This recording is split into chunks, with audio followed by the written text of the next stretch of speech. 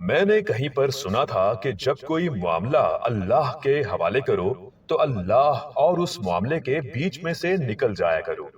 مگر جب میں بہت پریشان ہو جایا کرتا تھا تو گھنٹوں سوچتا رہتا تھا کہ کیسے ہوگا، کب ہوگا، اور مسلسل ایک کے بعد دوسرا وسوسہ میرے ذہن میں آتا رہتا تھا۔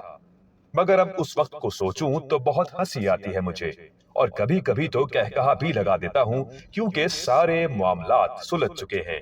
اور جو مانگا تھا اس سے بہترین مل چکا ہے، اور جو نہیں ملا تھا اس کے پیچھے کی مصلحت بھی سمجھ آ چکی ہے۔ ہم انسان نہ ایسے ہی ہوتے ہیں، جب اسباب نظر آ رہے ہوتے ہیں تو ہم مطمئن رہتے ہیں، اور جب کچھ نظر نہیں آتا تو پاگل ہو جاتے ہیں، اور وہ بھی سوچتے ہیں جو ہونا ہی نہیں ہوتا۔ لیکن میں تمہیں بتاؤں، اللہ پر یقین تو ایسا ہونا چاہیے کہ اگر سامنے سمندر بھی ہونا تو تم کہو کہ میرا رب راستہ بنائے گا، اور اگر ایسا نہیں ہے تو سمجھ جاؤ کہ یقین چیزوں پر ہے، لوگوں پر ہے، اسباب پر ہے، لیکن اللہ پر نہیں ہے۔ یقین رکھو تمہارے مسئلے جتنے بڑے بھی ہوں اللہ سے بڑے تو نہیں ہو سکتے۔ جو چیز تمہیں ہزاروں دعاؤں کے باوجود نہیں مل رہی اس پر تمہیں مطمئن کر دیا جائے گا،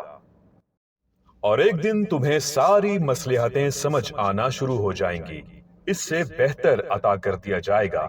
اللہ فرماتا ہے کہ ہو سکتا ہے ایک چیز تمہیں پسند ہو مگر وہ تمہارے حق میں بری ہو،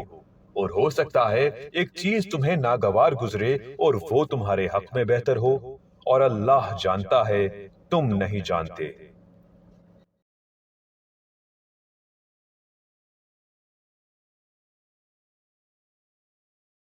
دوستو، ویڈیو اچھی لگے تو پلیز لائک، شیئر اور سبسکرائب کر دیجئے تاکہ ہماری حوصلہ افزائی ہوتی رہے۔